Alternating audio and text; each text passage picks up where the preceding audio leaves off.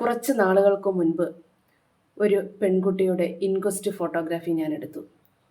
പിന്നീടാണ് അറിയുന്നത് അത് ഗാർഹിക പീഡനം മൂലമാണ് ആ കുട്ടി ആത്മഹത്യ ചെയ്തതെന്ന്. ആ പെൺകുട്ടി ആത്മഹത്യാക്കുറിപ്പ് എഴുതി വച്ചിരുന്നു.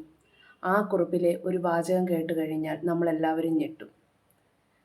അതിങ്ങനെയാണ്: ബഹുമാനപ്പെട്ട കോടതി, എൻ്റെ അമ്മായിയമ്മയുടെയും നാത്തൂൻ്റെയും നാക്ക് മുറിച്ച് കളയാൻ ഉത്തരവിടണേ എന്ന്. ആ ഒരൊറ്റ വാചകത്തിൽ നിന്നും നമുക്ക് മനസ്സിലാകും ആ പെൺകുട്ടി എന്തുമാത്രം യാതനകൾ ആ വീട്ടിൽ അനുഭവിച്ചിരുന്നു എന്ന്. അതിനെല്ലാം ഉപരി താലി കെട്ടി സംരക്ഷിക്കേണ്ട ഭർത്താവ് ഈ അമ്മയുടെയും പെങ്ങളുടെയും വാക്ക് കേട്ട് ഈ പെൺകുട്ടിയെ ശാരീരികമായും മാനസികമായും എന്തുമാത്രം പീഡിപ്പിച്ചു കാണും.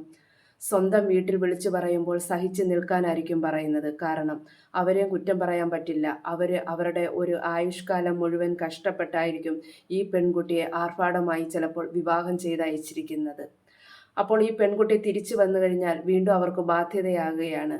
അതുമാത്രമല്ല, നാട്ടുകാരുടെ മുന്നിൽ നാണക്കേട് കാണും എന്നുകൂടായിരിക്കാം. അതുകൊണ്ടും അവരും പറയും സഹിച്ച് നിന്നോളാൻ പറയും. ഇവിടെ ആരെയാണ് നമ്മൾ കുറ്റം പറയേണ്ടത്?